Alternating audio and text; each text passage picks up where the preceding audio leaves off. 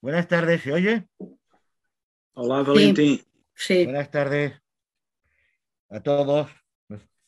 Vamos a continuar por lo tanto, con esta palestra en la que abordamos temas relacionados con las ciudades, la evolución urbana, el patrimonio urbano y también algunos temas de plena actualidad en relación con las moradías, con el uso del suelo urbano, ¿no?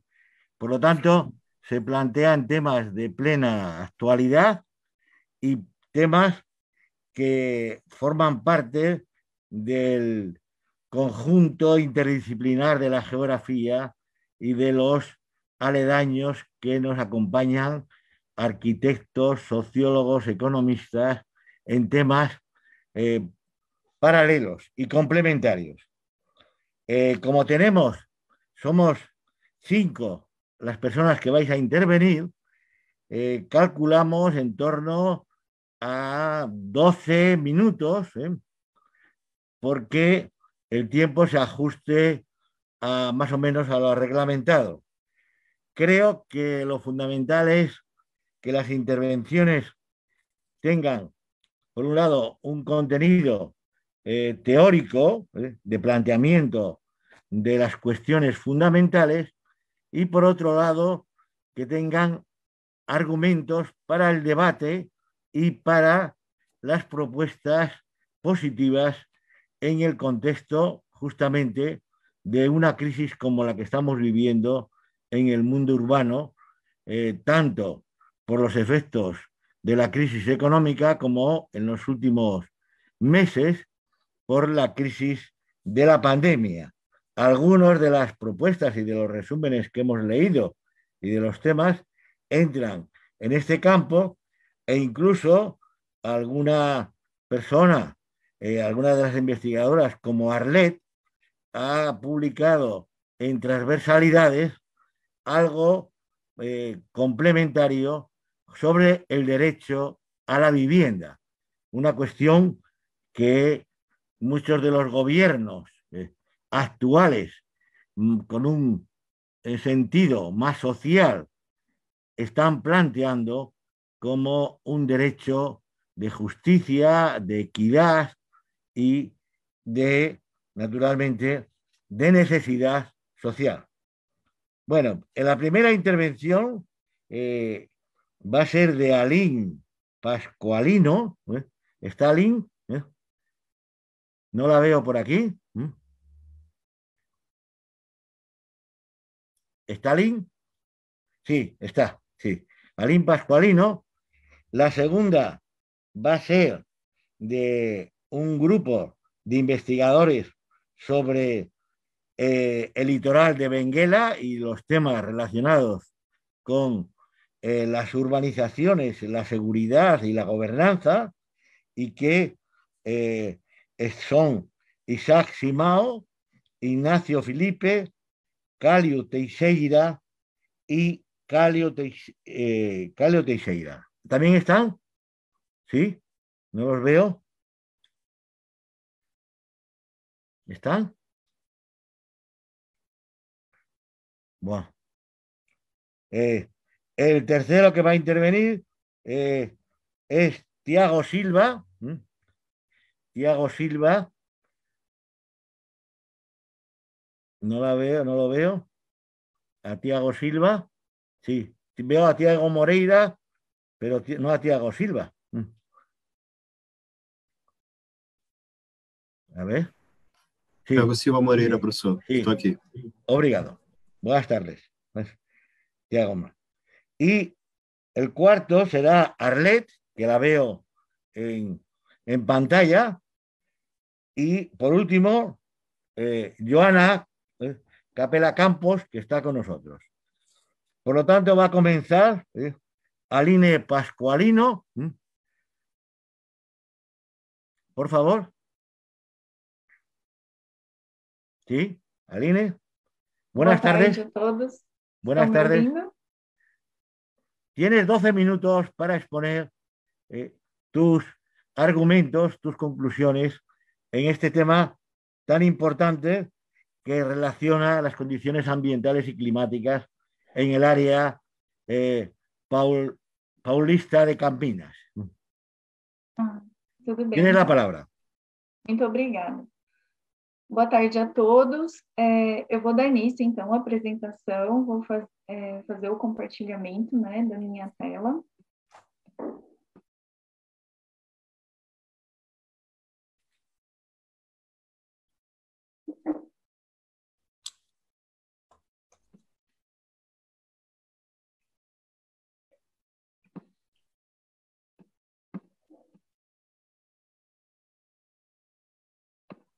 Vocês conseguem acompanhar o compartilhamento?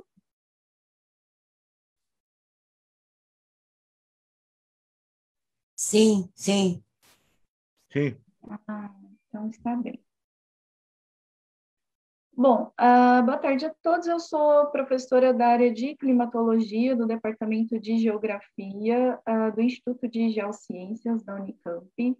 E eu vou falar um pouco sobre o meu tema, variabilidade climática e planejamento urbano nas cidades da região metropolitana de Campinas. O interesse pelo tema vem da contextualização atual, né, que no contexto global, o debate das mudanças climáticas, ele circunscreve, né, o desafio das políticas públicas de transitarem, né, entre uma multiescalaridade, né, diante dos possíveis cenários das mudanças climáticas, e então esse debate, ele traz, né, a necessidade de refletir sobre a questão do aquecimento global e de alternativas, né, diante dos processos possíveis, né, que venham a ocorrer.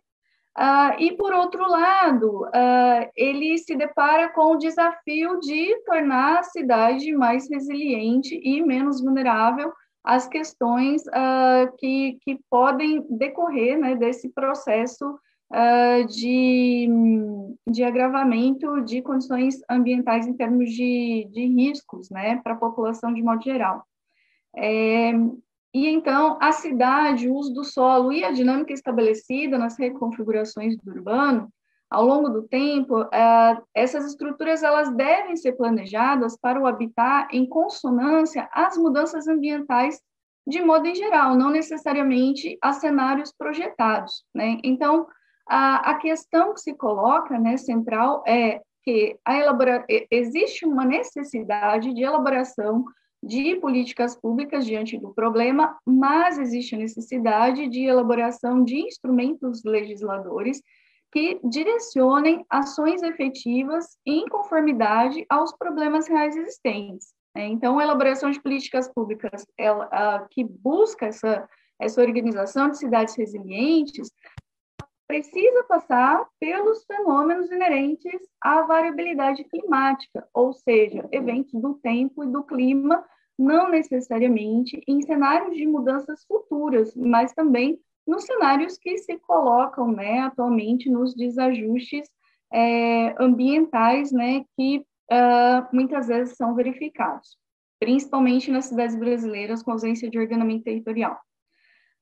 Na escala global do discurso das mudanças climáticas, o tempo presente ele demanda a ação para redução dos potenciais impactos que são projetados. Já na escala de elaboração das políticas públicas, né, encontram-se, então, esses desafios do cotidiano e da vulnerabilidade que a população enfrenta nesse contexto localizado, territorialmente localizado. Considerando-se, então, os instrumentos de ordenamento territorial, né, e como eles abordam, né, o clima, né, o primeiro deles, né, temos, então, o Estatuto da Cidade, que foi instituído pela Lei Federal 10.257, de 2001, e ele estabelece que o plano diretor, né, regulamentado pela Constituição da República de 1988, é um instrumento base para orientar as políticas de ordenamento territorial urbano no município. Então, considerando-se mudanças climáticas, né, ou mesmo a variabilidade climática, é importante que as questões relacionadas à esfera, né, do clima estejam contidas também no instrumento que trabalha com o ordenamento do território. O Estatuto da Cidade, ele prevê ele prevê que sejam constituídos, né, planos diretores para cidades, por exemplo, com mais de 20 mil habitantes e que integram regiões metropolitanas e aglomerações urbanas, que é o caso, então, dos 20 municípios que compõem a região metropolitana de Campinas. Considerando-se também outros instrumentos, né, que vêm em atenção à questão de mudanças climáticas, né, a Lei Federal 2187 de 2009, ela institui a Política Nacional de Mudanças Climáticas, e a Lei Federal 2608 de 2012 institui a Política Nacional de Proteção e Defesa Civil, ou seja, outras duas leis, né, que vêm, então, respaldar a necessidade das cidades, dos municípios e de suas cidades atentarem para a questão das alterações e mudanças climáticas. No plano comumente nos planos diretores, né, o que é observado nos planos diretores dos municípios brasileiros são conteúdos mínimos para o ordenamento territorial, e a solução, nesse caso, seria a adequação da legislação dos planos diretores, para que venham a atender às reais necessidades das alterações climáticas que ocorrem em escala local, principalmente por origem antrópica, derivando aí problemas, né, inerentes ao sistema clima urbano. Bom, o objetivo do estudo foi verificar como ou se a dinâmica do sistema climático é abordada nos instrumentos de gestão urbana, a fim de trazer uma contribuição inicial para o debate sobre a importância da governança local que incorpore o clima em instrumentos base para a gestão territorial, considerando-se o contexto das mudanças ambientais e climáticas. E dentro desse amplo contexto, atentou-se para a adequação destes instrumentos no contexto das mudanças climáticas, a consideração da variabilidade do sistema climático e das alterações de origem antrópica que vão interferir no clima urbano, e também a atenção às situações de risco e perigo que venham a ser inerentes aos fenômenos de origem climática. A metodologia utilizada considerou, primeiramente, o levantamento bibliográfico, teórico-conceitual, o levantamento documental dos planos diretores, tendo como base os sites das prefeituras dos municípios que compõem a região metropolitana, e, nesse primeiro momento, é apresentado a análise qualitativa preliminar de um dos municípios, né? Dentro do documento do plano diretor do município em análise, que foi o município de Campinas, os termos de busca utilizados foram divididos em 4 grupos, né?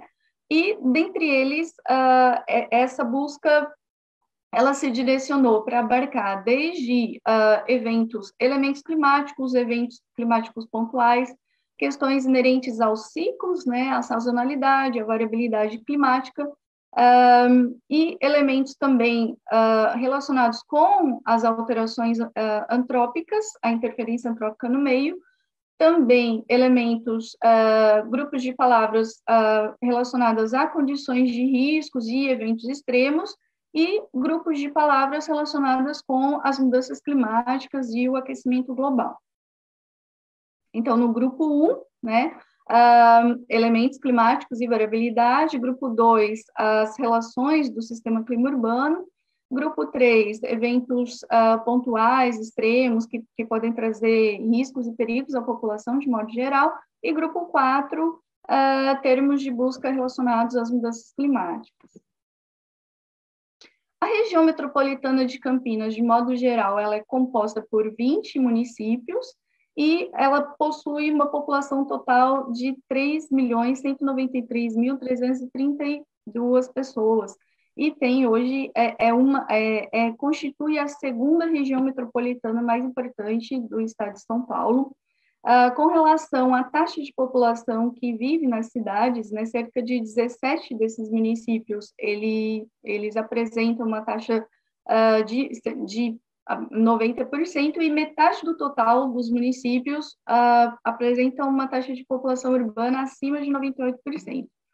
Na região metropolitana de Campinas, o município de Campinas, ele apresenta sua população total de 1.175.501 habitantes, dados para 2020, tendo 98,3% de sua população urbana, com densidade demográfica de 1.479 habitantes aproximadamente por quilômetro quadrado, e IDHM de 0,805. Neste slide, nós temos, então, a representação da região metropolitana de Campinas, né, na parte superior esquerda, o corredor formado, né, pela urbanização, que seguiu ali os principais eixos, né, rodoviários. Na parte inferior, os municípios que compõem a região metropolitana de Campinas, e o que está em rosa, então, os municípios com mais de 100 mil habitantes, né, e nessa porção central, o município de Campinas, né? E lembrando que a região metropolitana de Campinas situa-se na porção centro-leste do estado de São Paulo, que corresponde à região, que faz parte da região sudeste do território brasileiro. Em uma análise sintética, né, em uma síntese, né, nessa análise preliminar de todos os termos-chave que foram buscados, né, no plano diretor, dentre eles, verificou-se uma frequência baixíssima de todos os termos, praticamente com exceção do termo-chave chuva, né? Então, com relação ao termo clima, ele apareceu em um documento de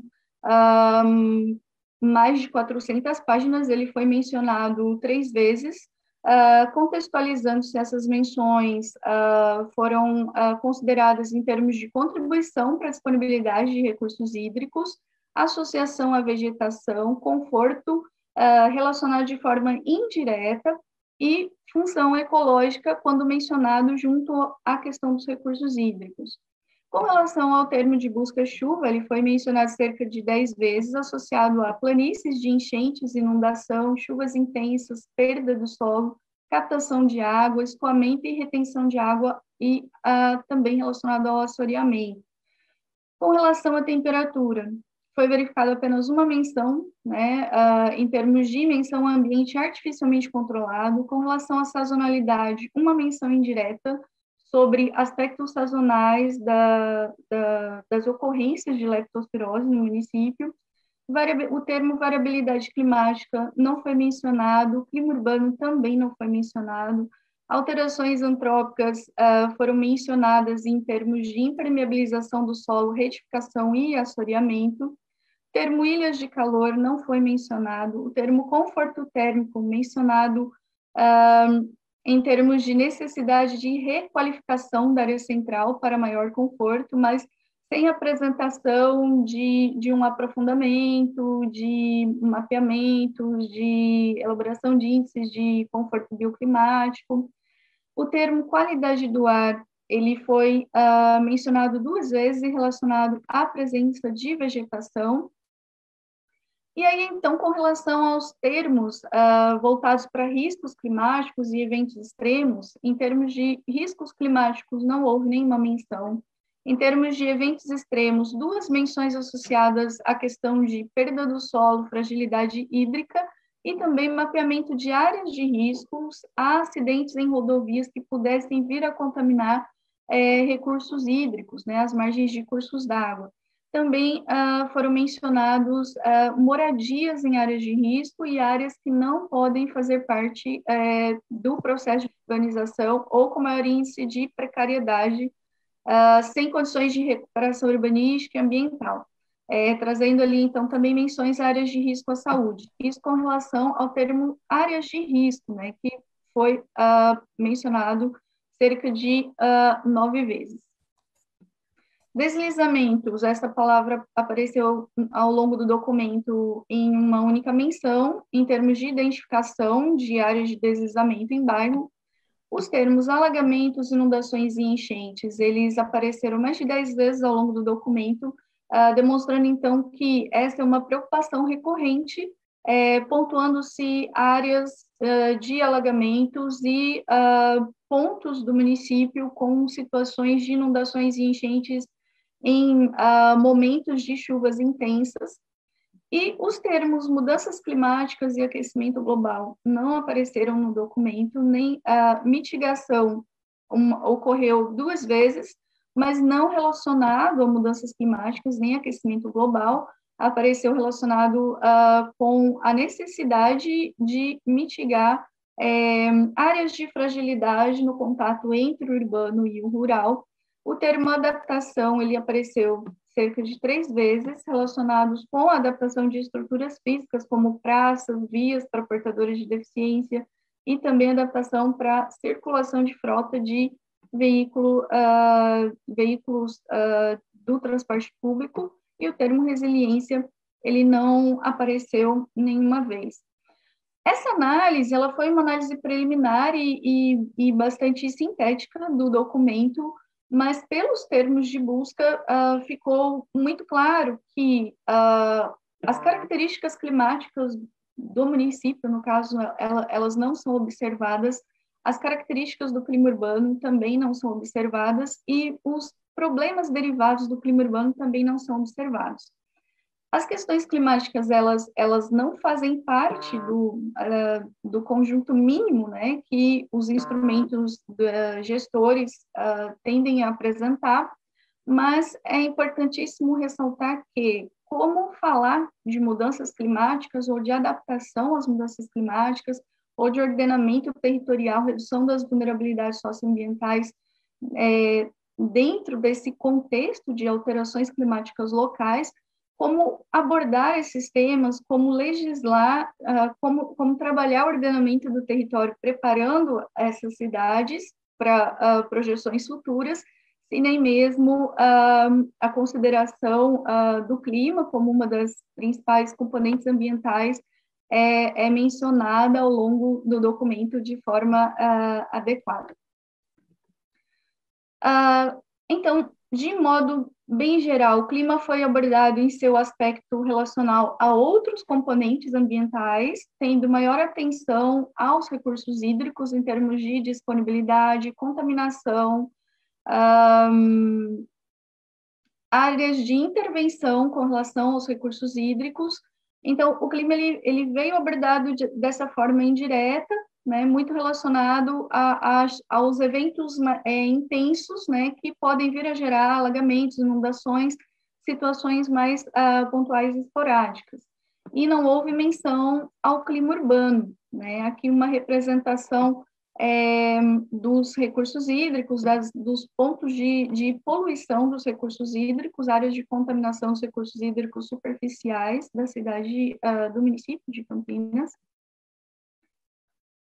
Considerando-se também as áreas de risco aos recursos hídricos e a eventos que podem ser deflagrados, foram apontados no documento, principalmente os dias em que há ocorrência de chuvas intensas, né? E condições de sazonalidade foram indiretamente associadas à ocorrência de enfermidades. Dois grupos de enfermidades, né, que foram mencionados, os 2 tipos de enfermidade, leptospirose e esquistossomose. Na parte inferior esquerda, nós temos aqui o mapeamento das áreas de risco à contaminação de esquistossomose. Na parte inferior direita, o mapeamento de áreas de risco de contaminação de recursos hídricos superficiais, muito relacionados a pontos de circulação das rodovias. O plano diretor, ele é de 2017, e aí, então, posteriormente à elaboração do plano diretor, muito recentemente, foi elaborada na prefeitura, considerando-se, né, os termos associados ao contexto de mudanças climáticas, eles não são abordados no plano diretor, mas, complementarmente, a prefeitura tem trabalhado, né, no sentido de realizar o levantamento do inventário metropolitano de emissões de gases do efeito estufa por município e por fonte da região metropolitana de Campinas. Esses procedimentos foram finalizados em março de 2019, e a lei número 16.022, de 5 de novembro de 2018, ela institui, então, a Política Municipal de Enfrentamento dos Impactos da Mudança do Clima e da Poluição Atmosférica de Campinas. Recentemente, em um movimento contrário ao observado em cidades globais nessa pandemia, a região metropolitana de Campinas, alguns municípios da região, eles têm sido apontados como áreas de aumento da poluição atmosférica, mesmo apresentando ali um cenário contrário. E alguns pesquisadores, ao verificar esse aumento da poluição atmosférica nesses municípios, constataram que esses quantitativos eles vêm muito relacionados às queimadas pontuais e localizadas, né? Bom, resumindo. Caminhando aqui para as considerações finais, né? Os temas relacionados, então, ao clima e às mudanças climáticas globais são tratados de forma indireta no Plano Diretor de Campinas, né? Como no abastecimento e disponibilidade hídrica, drenagem superficial, inundações, qualidade do ar, entre outros aspectos ambientais.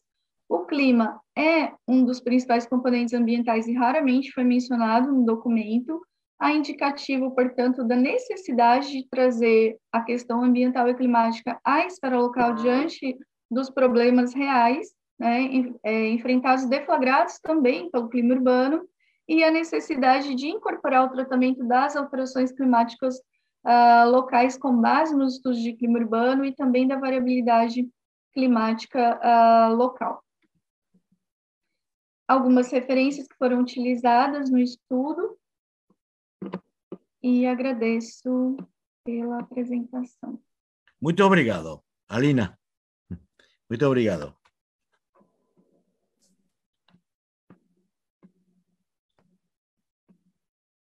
Eu que agradeço. Muy bien. Muchas gracias. Muito obrigado. Tiene la palabra ahora Isaac Simao Santos, Ignacio Felipe. ¿Sí?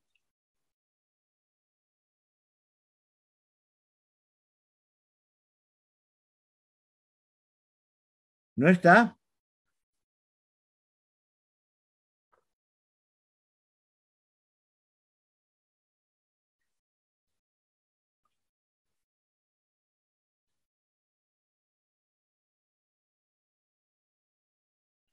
Pues Tiago Moreira, que hable Tiago Moreira. Olá, pessoal, boa tarde. Só abrir minha apresentação aqui.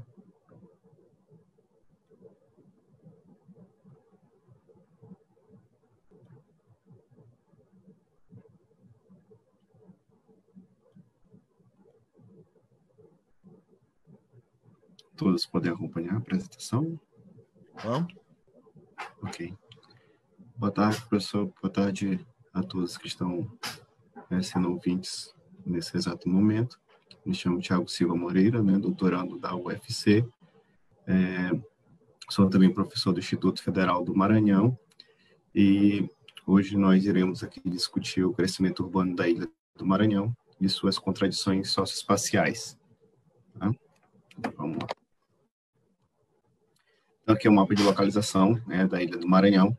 É uma ilha que se encontra no estado do Maranhão, estado do Nordeste brasileiro, né? Então, é composto aí por 4 municípios, sendo que São Luís, a capital do estado, né?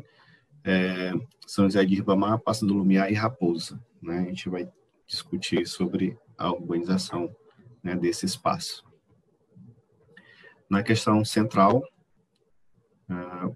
colocamos aí a ausência de um plano de gestão integrado dos municípios, né, da Ilha do Maranhão, e isso corrobora para o desenvolvimento urbano deficiente e fragmentado, né, tornando inviável o planejamento integrado entre as cidades vizinhas, né, principalmente né, pelo processo de conurbação entre os municípios. Nas questões secundárias que nós iremos discutir, né, a produção do Estado, a produção do espaço urbano na ilha, né, que está atualmente ligado diretamente aos agentes imobiliários, né, que especulam e concentram terras, a população que não possui esse poder aquisitivo para adquirir lote, né, próximo às áreas centrais, né, são pressionadas a ocupar terras públicas, né, ou lotes abandonados, principalmente nos limites municipais da ilha, ou em áreas de vulnerabilidade social, como as áreas de manguezais, né, construindo parafitas. À medida que o crescimento físico, né, e estrutural da capital maranhense sobrepõe as demais cidades vizinhas, né, passa a promover uma hierarquia espacial e econômica, né, sem uma efetivação clara do desenvolvimento, né, socioespacial, né. Vamos ter aqui o objetivo do trabalho, né, que é compreender essa produção do espaço urbano, né, na Ilha do Maranhão a partir da mercantilização, né, do solo e da especulação imobiliária, né, que produz espaços, né, qualificados, né, espaços segregados nesses municípios, né, da conurbação da região metropolitana da Grande São Luís. Para a discussão, a gente vai iniciar, né, pelo processo de urbanização tardio, né, em relação ao Nordeste, né, principalmente da cidade de São Luís, né, que vai ter aí seu início desse processo de urbanização já dentro da década de 70, né, 80 e 90 do século passado, e com isso também impulsionando, né, o processo de urbanização dos municípios vizinhos, né. E a gente tem um marco, né, que é o discurso, né, metropolitano, né, e a criação da região metropolitana, né, da Grande São Luís em 1998, né, onde a gente tem aí principalmente o intuito, né, de favorecer a ocupação, né, da parte norte da ilha, né, parte principalmente em direção à área litorânea, né, na Baía de São Marcos, né, onde a gente vai ter aí a especulação imobiliária se iniciando com a construção de grandes edifícios e um processo de modernização da cidade de São Luís. E hoje, né, nós temos também um processo de verticalização, principalmente em Passo do Lumiar e São José de Ribamar, que são municípios adjacentes a São Luís e estão nesse eixo, né, de expansão urbana, né. A gente vai ter também um crescimento desordenado dessas cidades, né, principalmente pela efetividade dos seus planos diretores e tardiamente incorporados, né, dentro da organização, né, socioespacial da cidade, né, onde a gente vai ter aí o plano diretor de São Luís datado de 2006 e os demais municípios da ilha datados de 2007, né, sendo que até o presente momento nenhum desses planos diretores passaram, né, por uma nova rediscussão, né, e uma atualização, e apenas se tratando de algumas modificações ao longo desse período, né. A gente vai ter uma mudança de zoneamento e da reestruturação urbana, principalmente para atender mercados imobiliários, e em São Luís, atualmente, a gente está tendo aí um processo, né, para atender a expansão, né, da zona portuária, né.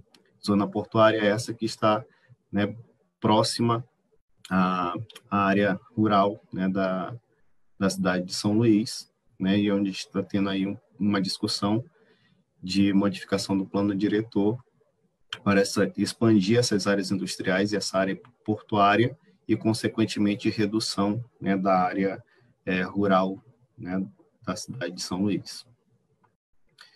A gente vai ter uma tendência de ocupação, né, da classe média alta, né, dentro dessas cidades, principalmente nas zonas litorâneas, né, onde a gente vai ter bairros do tipo condomínio fechado, né, que dificultam essa mobilidade, tanto dentro como entre né, as cidades, né? E é bom salientar que esses condomínios fechados, principalmente na parte norte da ilha, são hoje classificados como condomínios clubes, e esses condomínios têm suas áreas privativas, de lazer, e onde a gente verifica que nessa região a gente tem aí uma redução de praças e equipamentos públicos, né, de uso coletivo, né? E isso gera um impacto social muito grande, principalmente nesse processo de autoexclusão, né, dessa camada social, e uma segregação muito grande em relação ao acesso a esses equipamentos pelo restante da população, né? Então, correlato à análise do uso do solo, a gente vai ter o levantamento das fragilidades ambientais, que decorre do processo de expansão urbana da ilha, como redução das áreas verdes, redução da oferta hídrica e também da alocação dos resíduos sólidos, né? Redução das áreas verdes, principalmente entre 2010 até 2015, nesses 5 anos, a gente teve aí um processo, né, de redução dessas áreas verdes nos municípios de São Luís, São José de Ribamar e Passo do Lumiar, bem considerável, em se tratando aí da construção desses condomínios, tanto de classe média alta como de classe média. E também, né, um processo correlato a esse, que é o processo de ocupação desordenada dessas áreas próximas, né? A redução da oferta hídrica, ela diz respeito principalmente, né, porque a gente está tratando de uma área insular, né, rodeada por água salina, e onde o principal abastecimento da maior cidade, São Luís, vem, né, do rio Itapecuru, que fica a 80 quilômetros, né, da capital, né? Então, essa água é bombeada para abastecer uma boa parte da cidade. O restante da ilha, com captação menores dentro da ilha e principalmente, né, a perfuração, né, de poços para a extração dessa água subterrânea. E as áreas próximas às praias, a orla, né, da ilha, a gente tem essa ocupação, elas sofrem principalmente pelo esse abastecimento, né, de água potável, né, porque é uma área onde a gente vai encontrar água salina, né? Então fica difícil também fazer essa captação de água subterrânea. Então a gente vê aí o desequilíbrio, principalmente na sustentabilidade, né, desse processo de expansão urbana. A alocação dos resíduos sólidos, né, a gente já tem um bom exemplo, né, tanto da capital, né, como do município de São José de Ribamar, onde esses alocam seus resíduos sólidos em um outro município, né, fruto de uma parceria público-privada com uma empresa que fez um aterro sanitário no município de Rosário. Então, esses resíduos não são mais alocados, né, nos antigos depósitos, né, de lixo, né, dentro da ilha. São alocados, né, nesse município que fica distante a 60 quilômetros, né, da capital. Então, isso mostra que esse processo de rápida, né, expansão urbana reflete em problemas ambientais, né, que podem aí gerar consequências futuras muito graves, né, para dentro desse espaço, né, urbano. Né, a gente vai ter aí de 1988 até 2010, né, o processo de expansão, né, da mancha urbana, né, dentro da ilha, onde a gente pode verificar que a parte norte da ilha é o eixo de ocupação, né, e esse eixo foi permitido principalmente por algumas obras de corredores, né, rodoviários, né, que começou com a construção de 2 pontes, né, a chamada Ponte do São Francisco, né, que o nome oficial é Ponte José Sarney, e a Ponte Bandeira Tribuzzi. Então, nesses novos corredores, né, viários, a gente vai ter um processo de ocupação. Na imagem mais acima, a gente está vendo a atual obra, né, de duplicação dessa avenida, que é um prolongamento da Avenida dos Holandeses, né, onde a gente tem um maior processo de especulação imobiliária e a implantação de um BRT, né? E na figura mais abaixo é onde a gente tem esse processo inicial dessa ocupação em São Luís, né, da verticalização dos espaços, onde o metro quadrado é mais caro, né, e onde a gente vai ter também, né, um processo de segregação socioespacial muito nítido, né, que é a ocupação, né, principalmente das áreas de mangue, né, com a construção de, né, palafitas e ocupações próximas a essas áreas, né, de incorporadoras, né, de grande expansão vertical da cidade, né, e também próximo à Laguna da Jance, né. Então, a fragmentação da ilha, né, ela é principalmente pelo aumento do valor do solo da cidade de São Luís, né, e isso converge na apropriação e reprodução do espaço urbano nas cidades vizinhas, né, ou na ocupação das áreas de vulnerabilidade ambiental, como é o caso dos manguezais.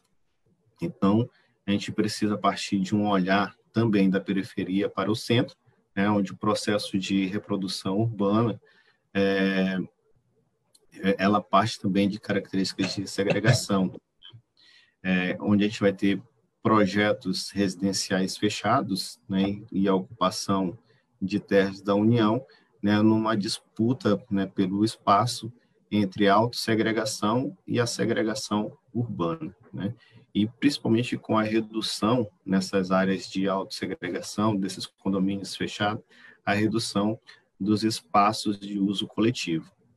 Então, o Estado ele reduz a sua atuação no desenho urbano e os espaços coletivos também são reduzidos como consequência. A ocupação dos limites municipais também é uma síntese desse processo de ocupação desordenada de São Luís.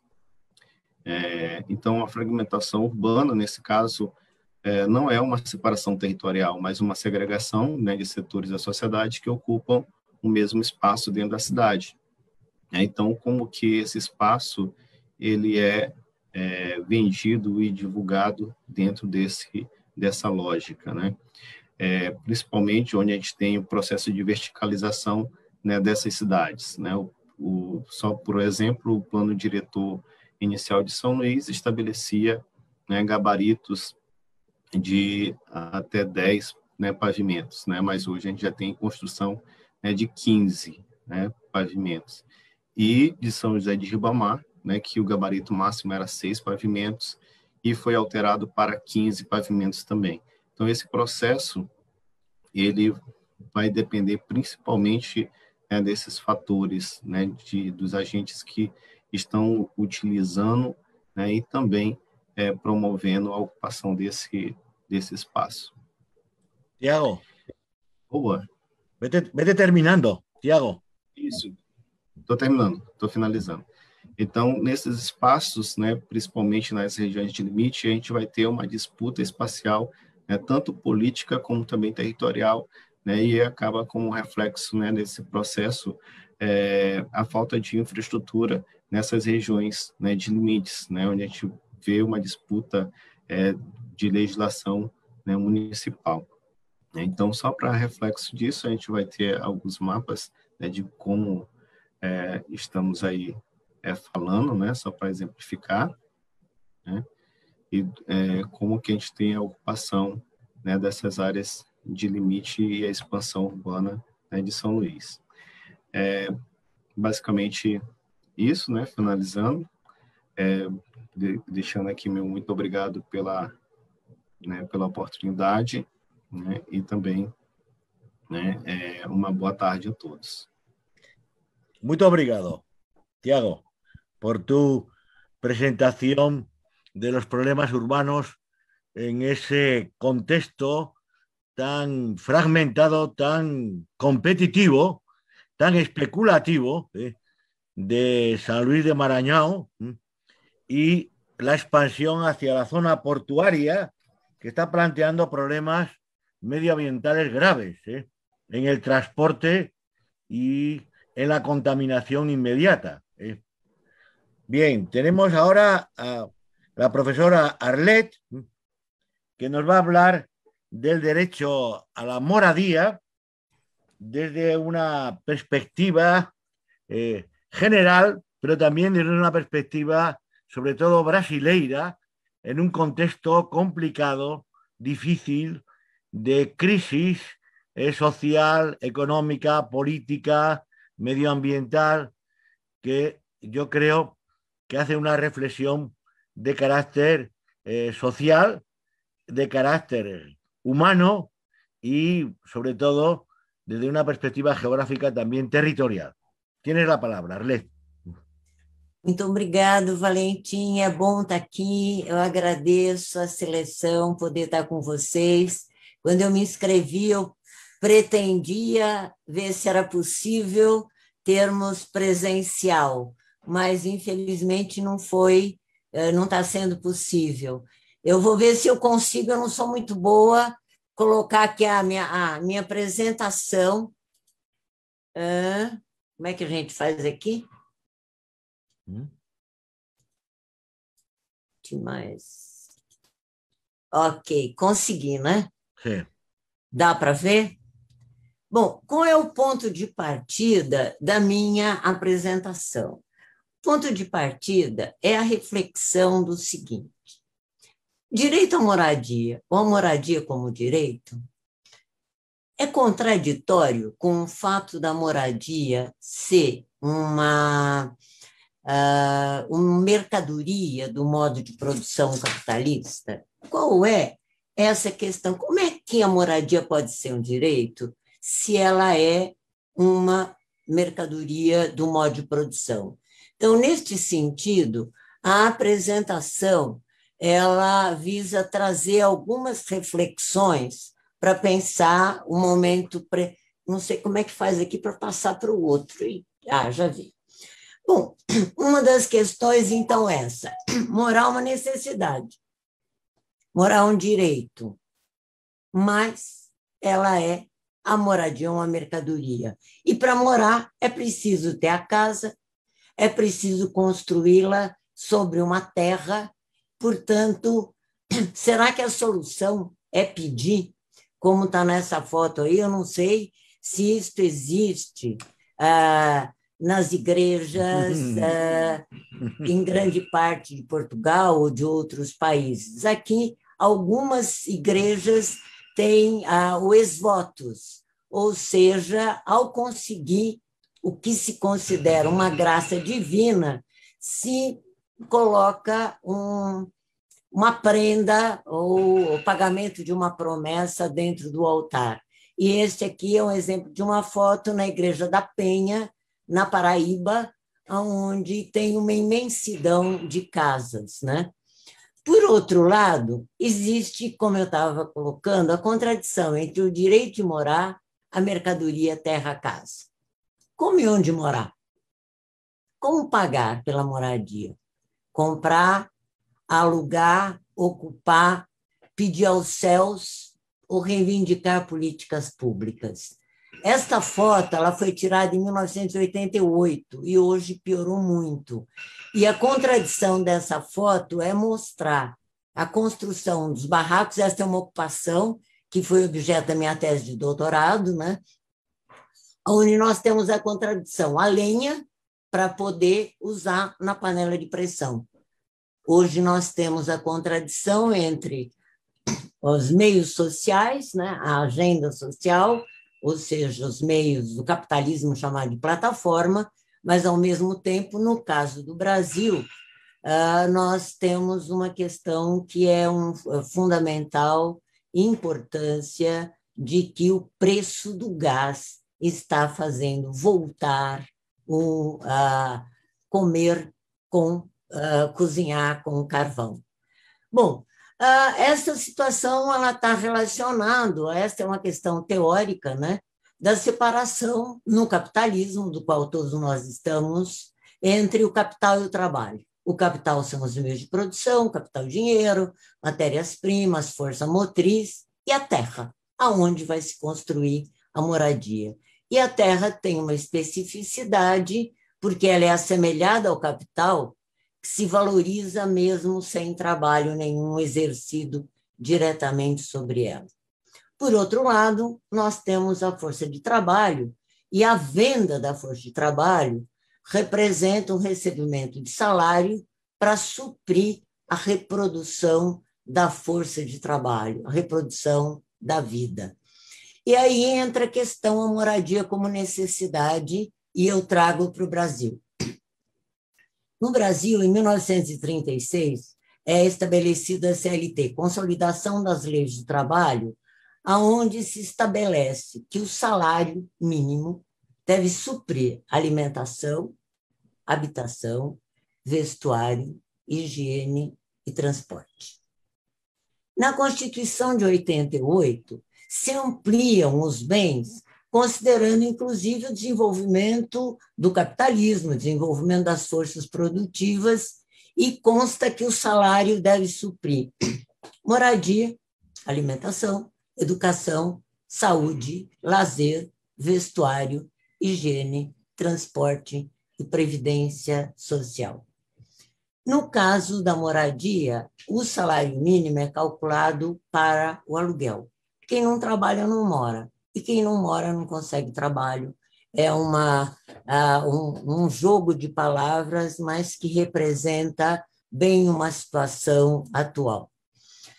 No entanto, ao longo do tempo, como uma evolução histórica, uma evolução importante, né, da vida, a moradia passa a ser entendida como direito.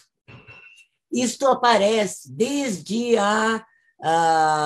1948, mas, na verdade, como direito, a moradia vai aparecer em Istambul em 1996, que, aliás, é um momento que os movimentos populares do mundo inteiro participam da conferência que vai acontecer em Istambul sobre os assentamentos humanos. No Brasil, este direito vai ser incorporado em 1996 no artigo 6º da Constituição Federal. Então, o que consta na Constituição Federal como direitos? Então, de um lado, nós estamos vendo, é uma necessidade, deve ser paga pelo salário. De outro lado, é um direito. Aparece a moradia, educação, saúde, alimentação, trabalho, transporte, lazer, previdência social, etc. Há uma diferença para a gente pensar no direito à moradia que nos leva, como geógrafos, a ter uma necessidade de aprofundar essa questão. A maior parte dos direitos relacionados com a necessidade, eles são comprados e consumidos. Por exemplo, alimentação, vestimenta, remédio, livros relacionados à educação e à saúde, etc. Alguns desses direitos, que também aparecem como necessidade, é o uso de infraestrutura e de equipamentos coletivos. Transporte, precisa ter via de transporte, se paga o uso do transporte. Hospitais, quando é público, você tem acesso a ele, mas você tem que ter uma forma de chegar até ele. Escolas e policiamento significam formas de uso de uma infraestrutura e de equipamentos coletivos. Os direitos garantidos por políticas sociais, eles representam uma legislação de assistência ao desempregado, previdência social, que também é do trabalho, porque o trabalhador também paga previdência social, proteção à infância e maternidade. Bom, a verdade, o direito à moradia é permanente. Ele é diferente dos demais direitos neste sentido, porque a mercadoria casa e a terra sobre ela tem características específicas, né? E aí nós passamos a falar da especificidade da mercadoria terra-casa. A terra urbana pode se valorizar sem trabalho realizado diretamente nela. Qualquer trabalho realizado nas imediações altera o preço, altera a renda também. Tem um tempo de permanência da terra e da casa em poucas mãos, ou seja, o tempo é longo e é em poucas mãos. A riqueza terra urbana não é reproduzível. Tem uma possibilidade para o proprietário de obtenção de renda. E aí eu não vou entrar, porque é um outro debate de monopólio absoluta e diferencial.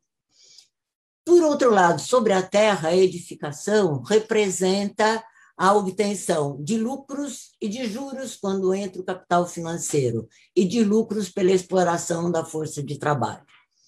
Neste caso, pegando esta ideia de tentar entender essa questão de é uma mercadoria, mas ela é um direito e ela é uma necessidade, né? Indo para a situação de um salário mínimo que é o pagamento do aluguel, eu fui pegar os dados atuais, né? Por exemplo, o aluguel representa você paga o aluguel, no caso do Brasil, de 0,5% a 1% do preço do mercado do imóvel, que varia pela produção, que varia pelo lugar.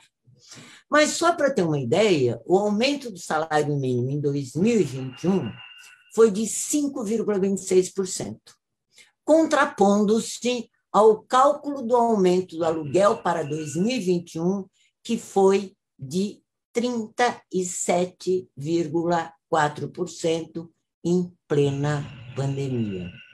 E o preço do aluguel para compra? Aí já vem uma outra dimensão. E, para isso, eu resolvi fazer aqui um gráficozinho para mostrar, porque este é o tema que eu me propus a falar, o direito à moradia, as políticas públicas de produção de moradia no Brasil.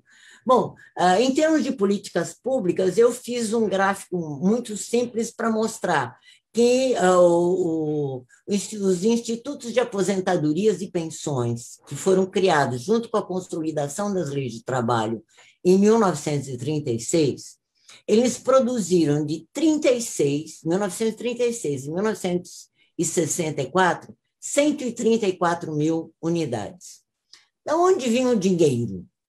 O dinheiro é um dinheiro considerado novo, ele é uma legislação nova, ele vinha do depósito dos empregadores e dos empregados. 8%, depois passou para 8,5%, ou seja, o mundo do trabalho, para ter direito à aposentadoria, ele vai fazer um depósito compulsório. E isso significa que uma parte substancial da produção da moradia vai se dar com recursos do mundo do trabalho. Mas, se ele for comprar ou for alugar, ele também paga com seus salários.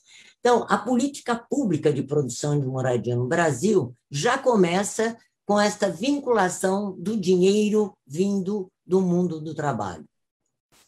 Em 64, cria-se, é uma política bastante conhecida, o BNH, Banco Nacional de Habitação, que produziu de 64 a 85, não poucas unidades, 400 mil unidades. Para obter recursos, cria-se, durante o período da ditadura, uma alteração das leis trabalhistas com o fim da estabilidade no trabalho, criando o Fundo de Garantia por Tempo de Serviço, em 1996.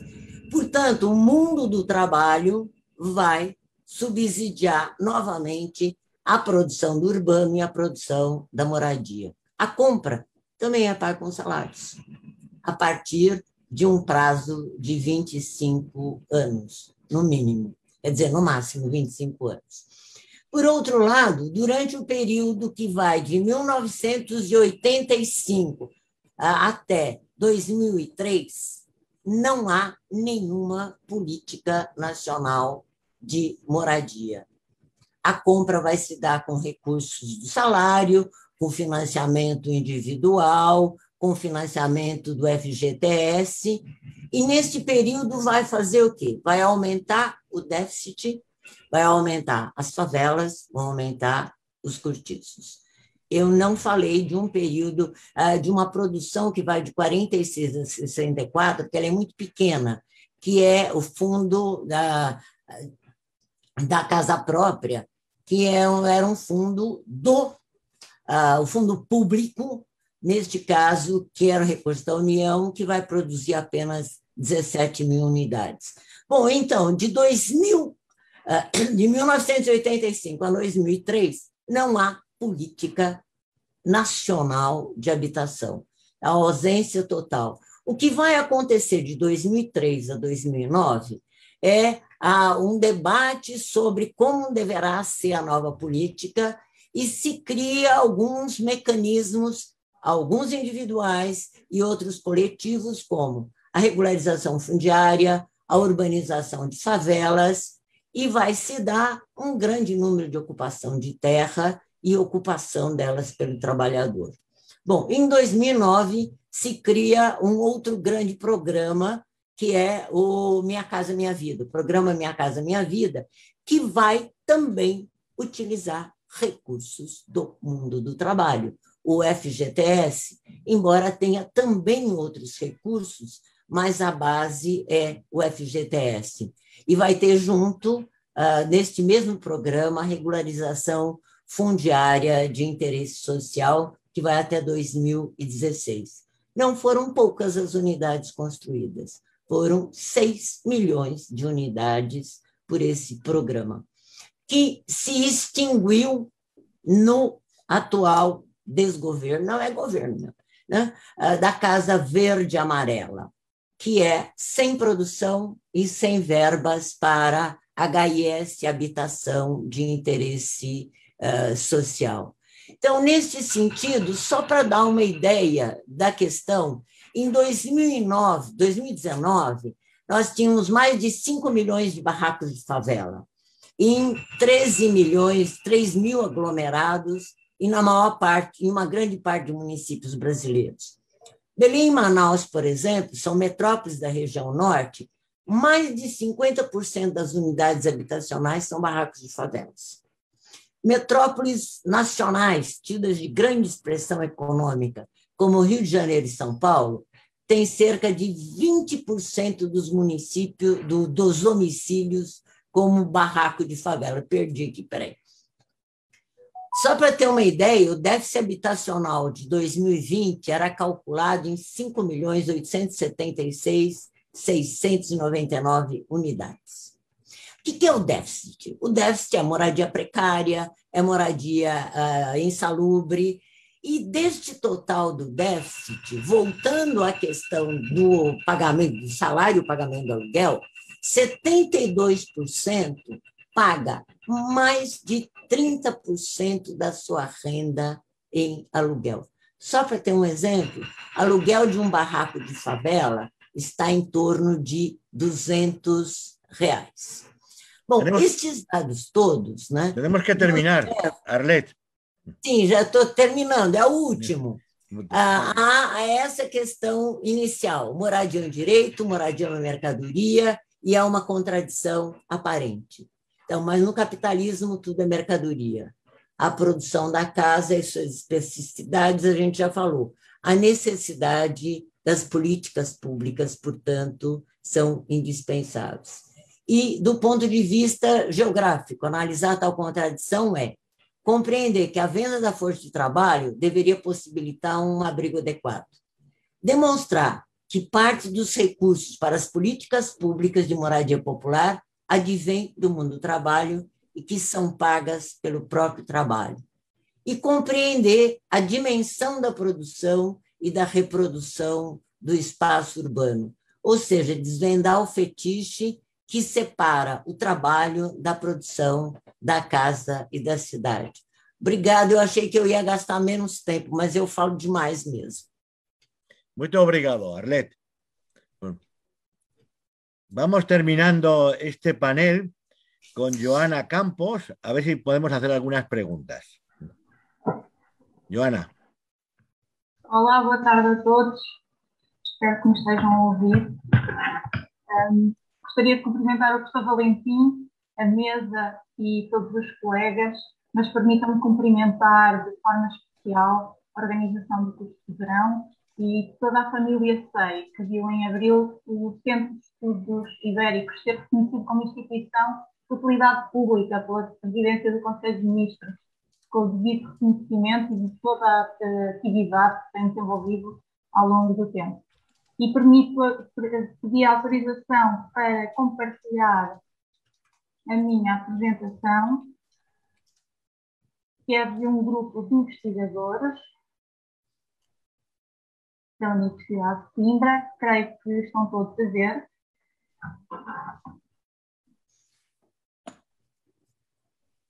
Estão a ver?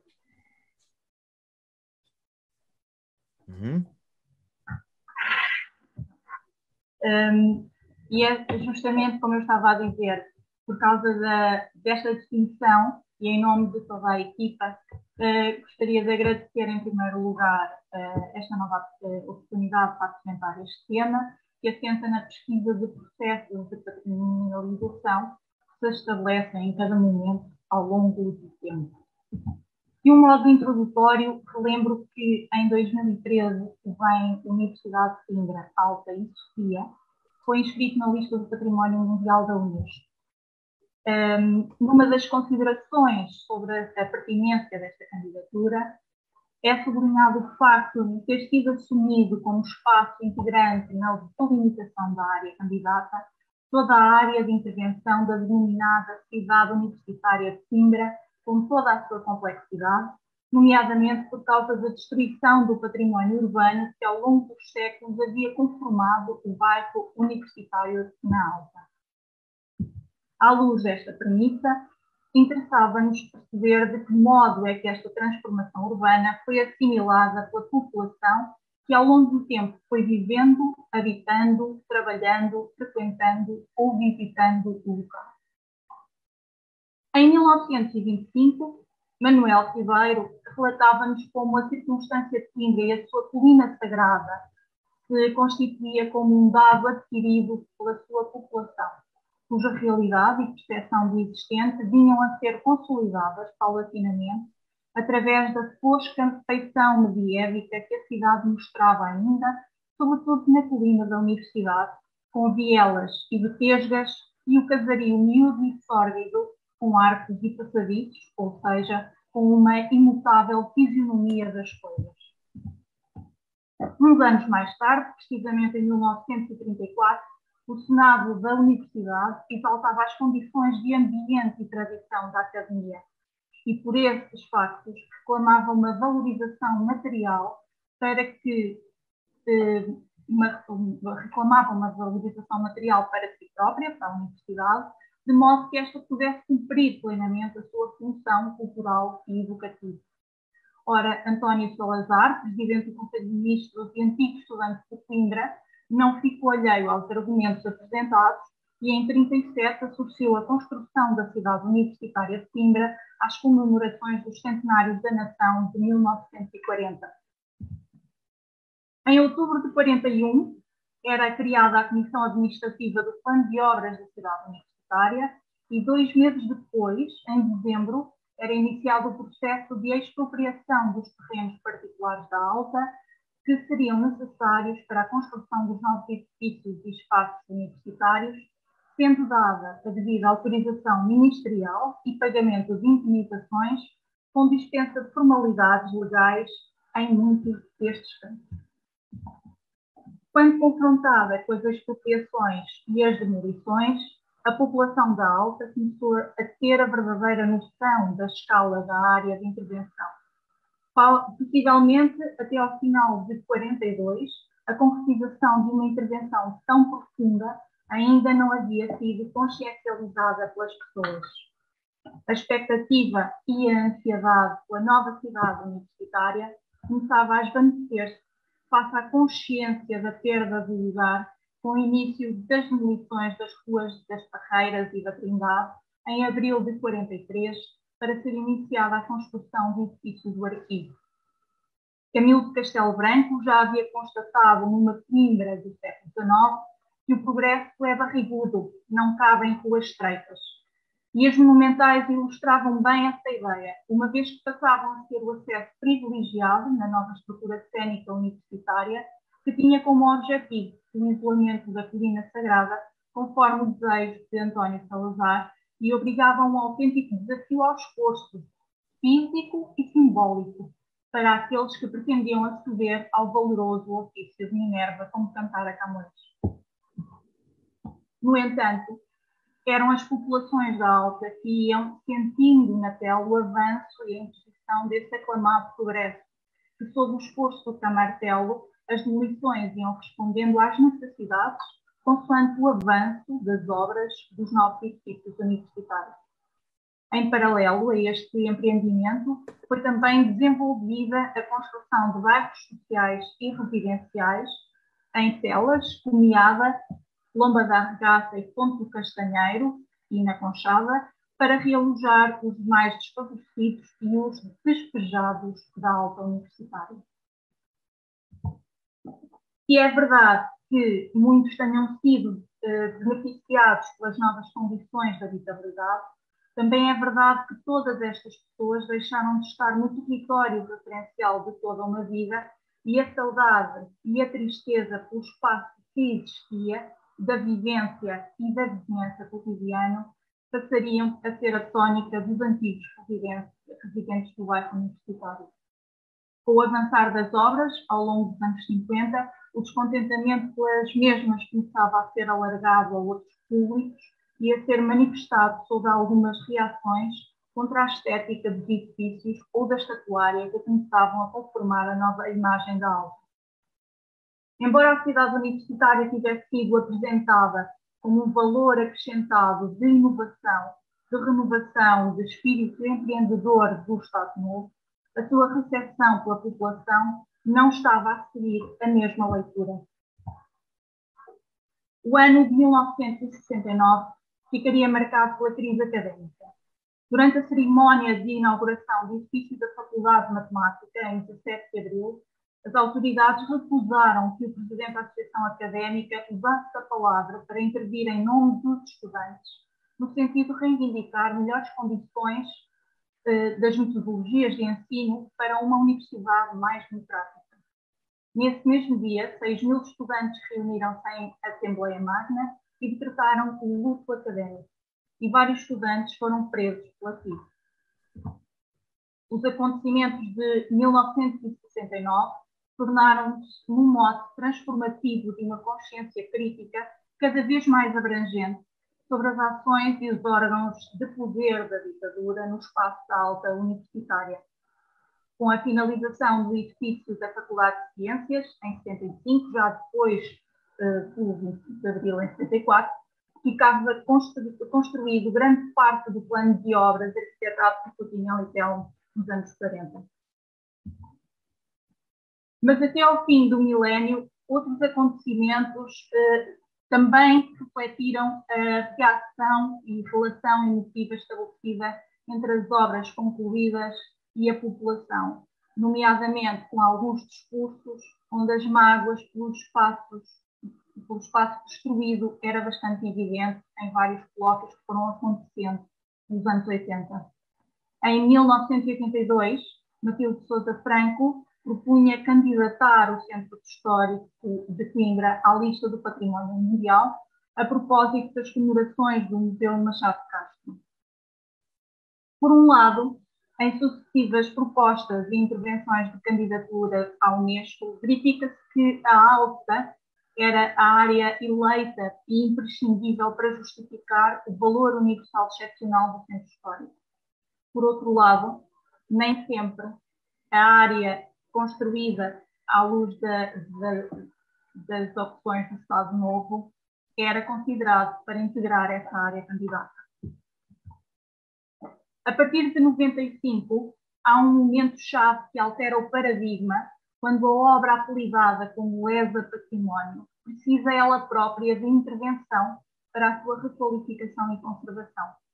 Com a construção de novos polos dedicados às ciências da saúde e às ciências das tecnologias, passa a haver uma disponibilidade de espaços universitários no polo da Alta que precisavam de serem reequacionados na lógica dos recursos existentes.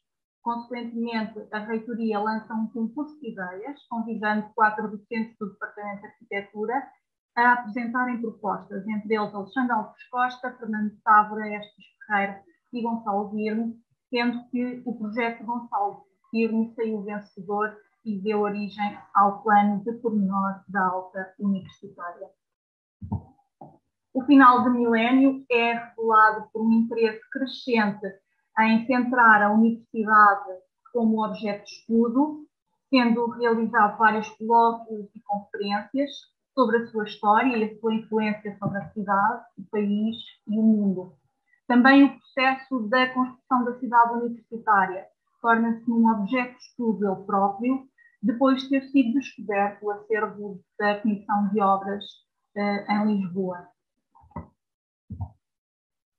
Assumindo toda a sua história, enquanto valor adquirido, que esteve sujeito à evolução de mentalidades, políticas e opções de poder ao longo do tempo, incluindo o período das intervenções do Estado Novo, em 2003, a Reitoria da Universidade assume o projeto de candidatar a Universidade a Património Mundial. Deste modo, a valência da transformação evolutiva é desenhada como sendo a força motriz e um argumento justificativo do declarado valor universal excepcional. Para finalizar, lembramos que tentamos perceber a variação e transformação emotiva que um processo de poder e de arquitetura num determinado lugar promoveram sobre a sua população ao longo do tempo. Por um lado, os processos de patrimonialização foram consciencializados sobre o património edificado e urbano perdido, enquanto espaço de memórias coletivas individuais que foram sendo construídas por aqueles que viviam o espaço cotidiano da alta universitária. Por outro lado, compreende-se a não aceitação, ou pelo menos a desilusão, que se ia manifestando sobre os novos espaços e edifícios do Estado Novo, sobretudo por aqueles que ficaram sujeitos às deslocações do seu local de trabalho e local de residência. Todavia, 70 anos depois,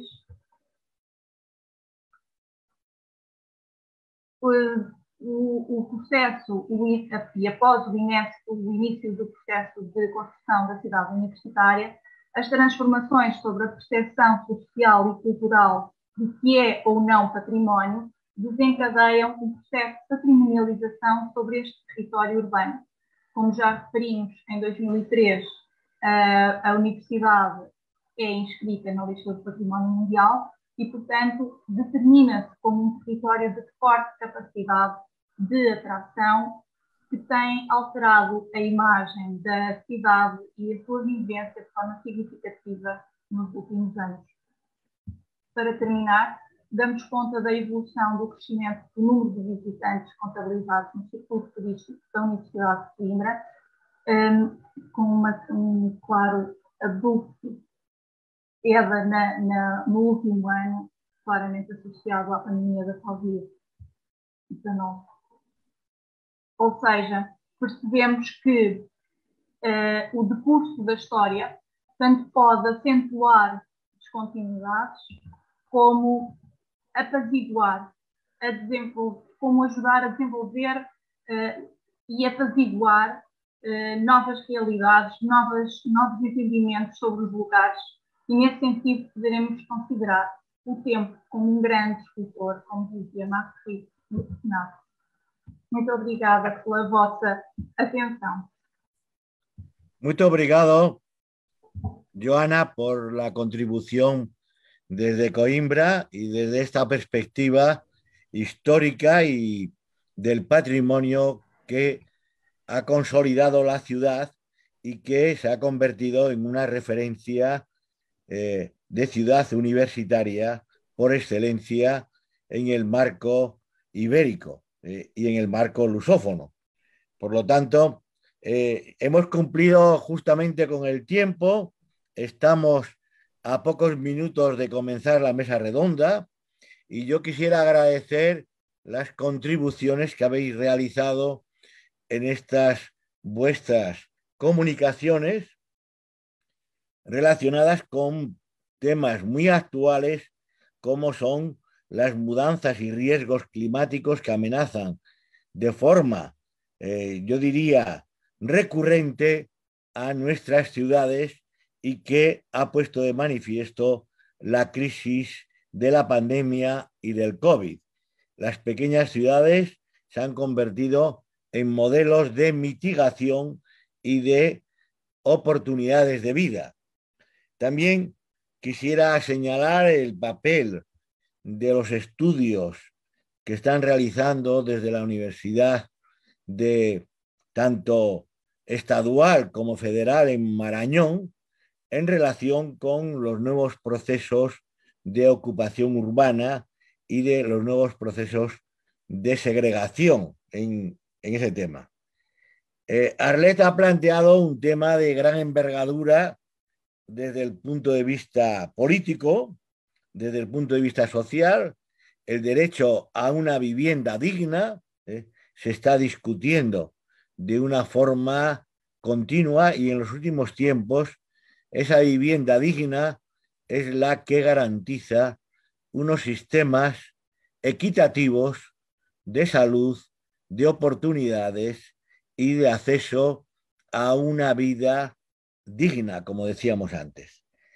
Joana, pues tus planteamientos interdisciplinares desde la perspectiva metodológica y desde la perspectiva de estudio están dando unos frutos que vemos ya muy maduros en el ámbito de los estudios urbanos históricos. No vamos a hacer preguntas porque si no, no tenemos tiempo para abordar la mesa redonda. Quedan 4 minutos y los vamos a dedicar a esta transición y por lo tanto mis parabienes por vuestras contribuciones y por este contacto Brasil, la península ibérica y nuestro Centro de Estudios Ibéricos. Buenas tardes, buenas noites y buen curso de verano. Obrigada. Gracias. Obrigada a todos. Obrigada. Obrigado.